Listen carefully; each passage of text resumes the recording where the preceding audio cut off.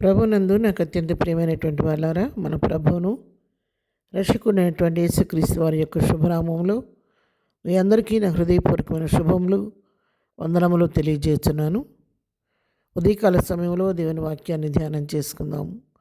ఈరోజు వాక్య ధ్యానం కొరకు మనం తీసుకున్నటువంటి లేఖన భాగము కీర్తనల గ్రంథం 68వ కీర్తన 5వ వచనం చదువుకుందాం. తన పరిశుద్ధాలయమందుండు దేవుడు తండ్రి లేని వారికి తండ్రియు, విధవరాండ్రకు న్యాయకర్తయునై ఉన్నాడు. ఆమేన్. దేవుని నామమునకు మహిమ కలుగునుగాక. ఈ వాక్య భాగాన్ని మనం గమనించినట్లయితే భక్తుడైన దావీదు రచించినటువంటి కీర్తన. మరి దావీదు చెప్తున్న మాటలు: తన పరిశుద్ధాలయమందుండు దేవుడు ఆయన తండ్రి లేని వారికి తండ్రిగా ఉంటాడు, విధవరాండ్రగా ఉన్న వారికి ఆయన న్యాయకర్తగా ఉన్నాడు అనే సత్యాన్ని ఇక్కడ భక్తుడైన దావీదు తెలియజేస్తూ ఉన్నాడు.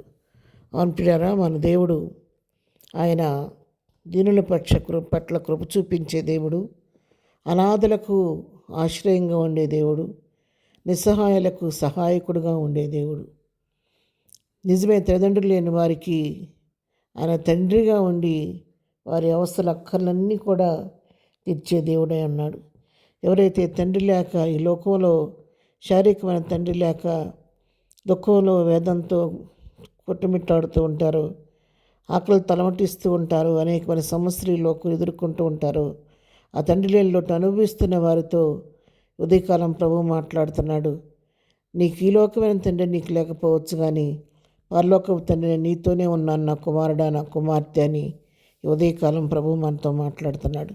అవును, దేవుడు మనకు తండ్రిగా ఉండి తండ్రిగా మన ప్రతి బాధ్యతను ఆయన తీర్చే దేవుడై ఉన్నాడు. మన అనుదినం మన భారాన్ని ఆయన భరించే దేవుడై ఉన్నాడు, మనల్ని పోషించే దేవుడై ఉన్నాడు, సంరక్షించే దేవుడై ఉన్నాడు.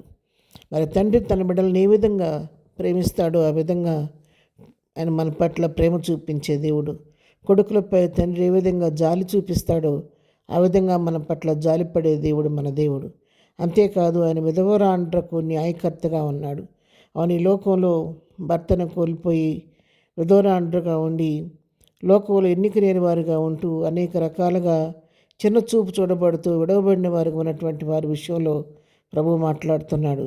నీ జీవితంలో నీకు భర్తను కోల్పోయి దుఃఖంలో వేదంతో ఉండి సమాజం చేతను ఒకవేళ విక్రంతుల పాలవుతున్నావేమో, నీ పక్షి నేను ఉన్నాను నా కుమార్తె అని చెప్పి ఉదయకాలం అటు వారితో ప్రభు మాట్లాడుతున్నాడు. అంతేకాదు, నేను నీ పక్షంగా ఉండటం మాత్రమే కాదు, నేను నీకు న్యాయం తీర్చే దేవుడిగా ఉన్నాను. అవును, విధవరాల పక్షంగా ఆయన వ్యాజ్యమాడే దేవుడు, విధవరాండ్రకు ఆయన న్యాయం తీర్చే దేవుడు. ఎప్పుడు కూడా మన జీవితాల్లో విధవరాండ్రని ఎప్పుడు కూడా దుఃఖపెట్టకూడదు.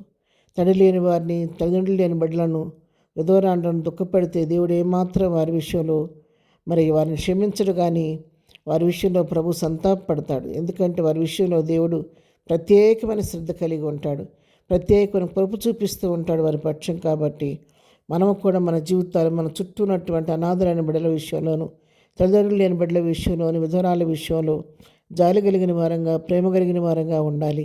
అది దేవుడు నేర్పినటువంటి మరి ప్రేమ తత్వం. కాబట్టి మనం కూడా అలవరుచుకొని అటు ప్రేమాన్ని అవసరమైన వారికి చూపించేవారిగా మనం ఉండాలన్నమాట. అన్నీ ఉన్న వారికి, ఏ లోటు లేని వారికి సహాయం చేయటం వలన మనకు వచ్చే మేలేం లేదు. ఎందుకంటే ప్రతిఫలం ఆశించని ప్రేమను మనం చూపించాలి. ఇవన్నీ ఉన్న వాళ్ళకి మనం సహాయం చేస్తే వాళ్ళు తిరిగి మనం ఏదో ఒక రూపంగా రుణాన్ని తీర్చుకుంటారు.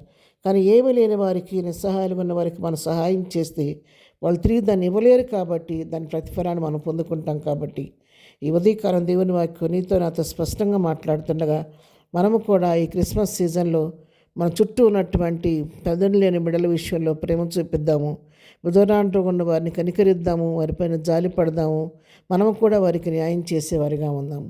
అలాంటి మంచి మనసు ప్రభు మనకందరికీ దయచేయనుగాక. ఆమెన్.